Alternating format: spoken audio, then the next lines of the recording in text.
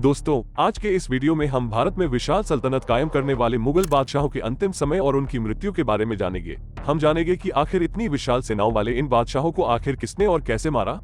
साथ ही हम आपको ये भी बताएंगे कि इन मुगल सुल्तानों की कब्र आज कहाँ है। तो चलिए शुरू करते हैं।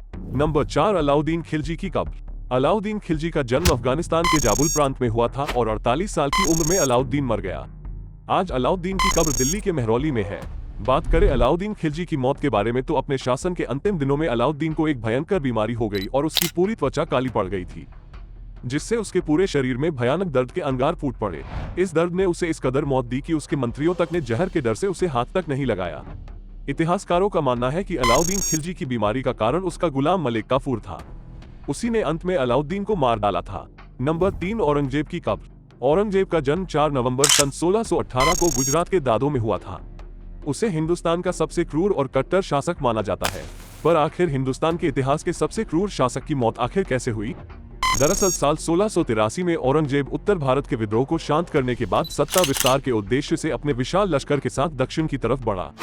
वो इस दौरान अगले 25 सालों तक मराठों को शांत करने का प्रयत्न करने लगा और इसी बीच 3 मार्च सन 1707 को 81 साल की उम्र में महाराष्ट्र के अहमदनगर में ही औरंगजेब की मौत हो गई और उसे महाराष्ट्र के दौलताबाद के फकीर बुरहानुद्दीन की मजार के पास ही दफना दिया गया। नंबर 2, बाबर की कब्र। हिंदुस्तान में मुगलिया सल्तनत की नींव रखने वाले बाबर का जन्म 14 फरवरी सन 1483 को उज्बेकिस्तान देश के अंदर जान नामक एक छोटे से कस्बे में हुआ। कहा जाता है कि हिंदुस्तान में बाबर को सबसे बड़ी टक्कर राणा सांगा ने दी। खानवा के युद्ध में राणा सांगा और बाबर के बीच भयानक संग्राम लड़ा गया।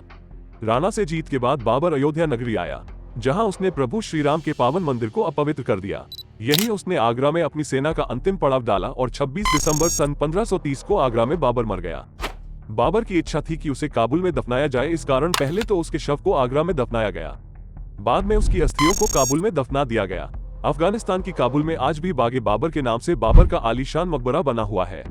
नंबर 1, अकबर की कब्र। साल 1605 ईस्वी में अकबर की मौत हुई और उसे आगरा के निकट सिकंदरा में दफनाया गया, जहां उसका आलीशान मकबरा भी बनवाया गया। पर अकबर की मौत आखिर हुई कैसे? आखिर कौन है अकबर की मौत का जिम्मेदार? दरअसल अकबर की मौत अक्टूबर 1605 में उस समय हुई जब अकबर को पेचिश नामक एक भयंकर बीमारी हो गई, जिसका उसे इलाज भी नहीं मिल सका।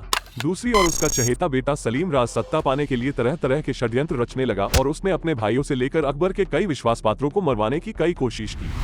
अपने लाडले बेटे की इन करतूतों और पेचिश की बीमारी ने अकबर को तड़पा तड़पा कर मार डाला। इतिहासकार मानते हैं कि अकबर की मौत का जिम्मेदार अकबर का बेटा सलीम ही था। तो आपके हिसाब से मुगल बादशाहों में से सबसे क्रूर मुगल बादशाह कौन सा था? कमेंट बॉक्स में जरूर बताएं। साथ ही वीडियो को लाइक और शेयर जरूर करें।